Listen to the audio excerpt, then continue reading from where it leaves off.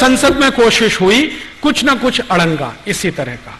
एक और उदाहरण देता हूं। 1966 में, आप में से कुछ लोग होंगे, मैं तो तब पैदा भी नहीं हुआ था जिस समय की यह घटना है, भारत के लाखों संतों ने एक बहुत बड़ा जुलूस निकाला दिल्ली में। गाय रक्षा होनी चाहिए, कानून बनना चाहिए। गांधी जी तो तब थे नहीं, विनोबा जी थे, गांधी जी के शिष्य थे। उनका आशीर्वाद लेके बहुत बड़े बड़े साधु संत इकट्ठे हुए। स्वामी करपात्री जी महाराज, जो शंकराचार्य के स्थिति वाले संत हैं, वो उन्होंने लीडरशिप लिया, गो रक्षा होनी ही चाहिए। लाखों साधु संत इकट्ठे हुए और उन्होंने कहा कि हम संसद को घेर लेंगे अगर सरकार गोरक्षा का कानून पारित नहीं करती। सौभाग्य या दुर्भाग्य जो भी कहिए, स्वामी करपात्री जी महाराज के थोड़े दिन पहले के आशीर्वाद से श्रीमती इंदिरा गांधी प्रधानमंत्री बन गई थी। तो स्वामी करपात्री जी को लगता था कि इसको तो आशीर्वाद मैंने दिया है, अब ये कैसे मना करेगी मेरे काम को। स्वामी जी को मालूम नहीं था, चेहरे कुछ होते हैं, मुखौटे कुछ होते हैं। अच्छा, विनोबा जी ने भी आशीर्वाद दिया था, आपको मालूम है, श्रीमती इंदिरा गांधी को। इंदिरा गांधी जब प्रधानमंत्री बनी थी तो उनकी पॉलिटिकल पोजीशन बहुत कमजोर थी। उनके सामने जो टक्कर में थे ना, वो बहुत पावरफुल लीडर थे, निजलिंगप्पा, बहुत पावरफुल आदमी थे। पूरा दक्षिण भारत उनके समर्थन में खड़ा था और तय था कि ये प्राइम मिनिस्टर बनेंगे। निजलिंगप्पा को अड़ंगी लगाकर श्रीमती गांधी प्रधानमंत्री बनी थी। तो बहुत सारे संतों से आशीर्वाद लिया था, तो करपात्री जी ने भी दे दिया, विनोबा जी ने भी दे दिया। अब प्रधानमंत्री बनते ही याद दिलाया विनोबा जी ने, वो काम करो ना मेरा, गो हत्या बंद करने के लिए कानून लाओ। तो कहा बाबा अभी थोड़े दिन संभालने तो दो।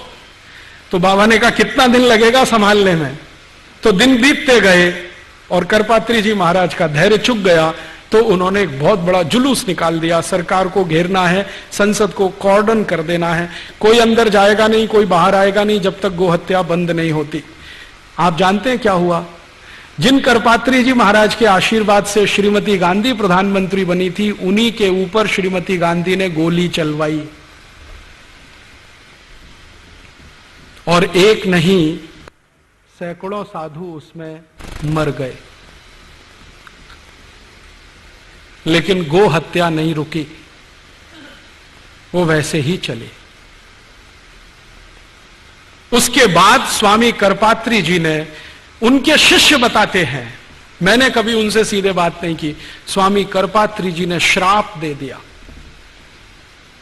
और वो ये कहते हैं कि उसी श्राप का दुष्परिणाम है कि जिस तरह से श्रीमती गांधी ने गोलियां चलवा कर मरवाया था गोरक्षा भक्तों को, उसी तरह से श्रीमती गांधी मारी गई।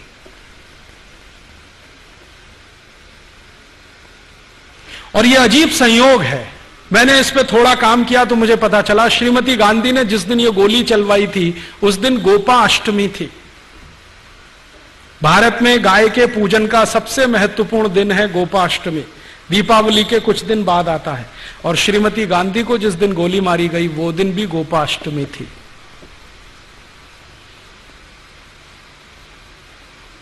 ये सब हुआ लेकिन गो हत्या नहीं रुकी।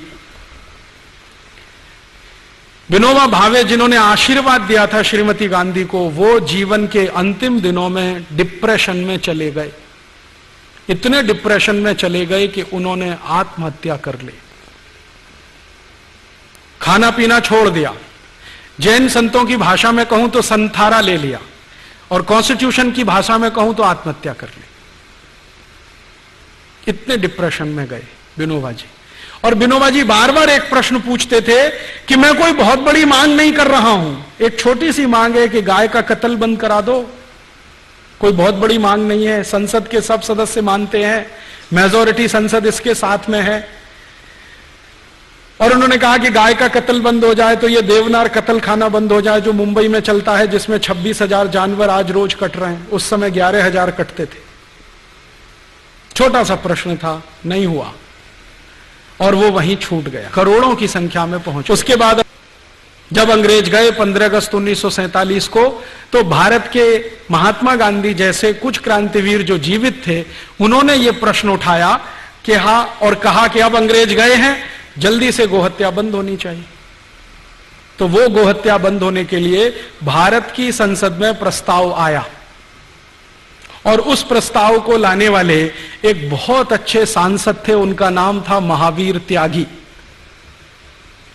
वो कई बार संसद सभ्य बने थे, माने खासदार बने थे। सोनीपत नाम का एक क्षेत्र है हरियाणा में, वहां से वो जीत कर आते थे, और किसी राजकीय पक्ष के टिकट पर नहीं, अकेले जीत कर आते थे। महावीर त्यागी जी के बारे में कहा जाता है कि जब वो संसद में खड़े होकर भाषण दिया करते थे तो पंडित जवाहरलाल नेहरू सारे काम छोड़कर उनका भाषण सुना करते थे, क्योंकि वो सरकार की इतनी खिंचाई करते थे तो उसका जवाब कैसे देना है संसद में, ये नेहरू जी के लिए मुश्किल हो जाता था। तो नेहरू जी सब काम छोड़कर महावीर त्यागी जी का भाषण सुनते। महावीर त्यागी जी ने सबसे पहले याद दिलाया कि देखो, अंग्रेज अब चले गए, हमारी सरकार आ गई, अब गोहत्या बंद करने के लिए कानून बनाओ। तो संसद में प्रस्ताव आया, उस पर बहस हुई। महावीर त्यागी जी ने एक बहुत बड़ा काम किया कि अंग्रेजों की ये जो राजनीति थी हिंदू मुसलमानों को बांटने की, गाय के प्रश्न पर, उसके सारे डॉक्यूमेंट्स पार्लियामेंट में उन्होंने डिस्ट्रीब्यूट किए कि देखो असलियत यह है, कोई मुसलमान गाय का मांस ज्यादा नहीं खाता और कोई मुसलमान गाय को कटवाना भी पसंद नहीं करता। ये तो अंग्रेजों की चाल है हमको आपस में लड़ाने की और बर्बाद करने की। तो ये चाल को समझकर मुस्लिम खासदारों ने भी समर्थन किया कि हां, गोरक्षा होनी चाहिए। विधेयक आने का समय आया। विधेयक के समय पर आप जानते हैं संसद का नियम यह है कि बहस जब पूरी हो जाती है तो वोट लिया जाता है, कौन किसके समर्थन में है। तो इस पर वोट का समय आया। वोट के समय में एक दिन पहले यह तय हो गया था कि भारत की संसद के मैक्सिमम एमपीज, सबसे ज्यादा खासदार गोरक्षा के समर्थन में हैं, और मुश्किल से कुछ एमपीज जिनकी संख्या 10 भी नहीं थी वो गोरक्षा के विरोध में हैं। तो 10 एक तरफ हैं, बाकी एक तरफ हैं। तो इसका माने प्रस्ताव पारित होना है। अगले दिन जिस दिन ये वोट के लिए आया तो पंडित नेहरू ने कहा कि मुझे कुछ कहना है वोट से पहले। क्या कहना है जी? पूरे संसद की निगाहें नेहरू जी की तरफ। नेहरू जी ने कहा कि अगर गोरक्षा का प्रस्ताव पारित हुआ तो मैं इस्तीफा दे दूंगा। यह बात मुझे इसलिए कहनी पड़ी कि मेरे दोस्त संदीप ने नेहरू जी का कोट किया है। कई बार हमें धोखा हो जाता है, चेहरा कुछ होता है, असलियत कुछ होती है। हमारे देश में अभी थोड़े दिन पहले से एक बहुत बड़ा मामला आया है सामने, बहुत गंभीर मामला है। वो अगर राजनीतिक लोग उसको थोड़ा बाजू में रख दें तो भी देश के लिए बहुत गंभीर मामला है। गंभीर मामला यह है कि रूस की खुफिया एजेंसी केजीबी के एक बहुत बड़े ऑफिसर ने एक दस्तावेज आधारित किताब लिखी है जिसमें उसने नाम लेके कोट किया है कि भारत के कौन कौन प्रधानमंत्री, कौन कौन मंत्री रूस से पैसा लेते रहे और रूस के समर्थन में इस देश में कानून बनाते रहे। उस किताब में मित्रोखिन नाम का वो ऑफिसर है, उसने लिखा है कि भारत में प्रधानमंत्रियों का मुखौटा कुछ होता है, कार्य कुछ होता है। ये बात आपको समझ में आए इसलिए मैंने सुना है कि नेहरू जी आजादी के पहले भाषण दे रहे हैं कि कत्ल खानों के सामने से गुजरता हूं तो मुझे घिन आती है, 1 मिनट में खड़ा नहीं रह सकता, चील कौए मंडराते हैं, मेरी आत्मा मुझे कचोटती है। प्रधानमंत्री बनने के बाद जब गोरक्षा का प्रस्ताव आता है तो वही नेहरू जी कहते हैं कि प्रस्ताव पारित हुआ तो मैं इस्तीफा दे दूंगा। क्यों? कारण क्या है? इस पे खोज होनी चाहिए कि आजादी के पहले एक कहा और आजादी मिलते प्रधानमंत्री बनते इस्तीफा देने लगे। अब उस जमाने में होता क्या था, नेहरू जी की धमकी के इस्तीफा दे दूंगा तो पूरी पार्लियामेंट हिल गई महावीर त्यागी को छोड़कर, क्योंकि उनके ऊपर इसका कोई असर नहीं था, क्योंकि वो कांग्रेस के टिकट पर कभी चुन के नहीं आते थे।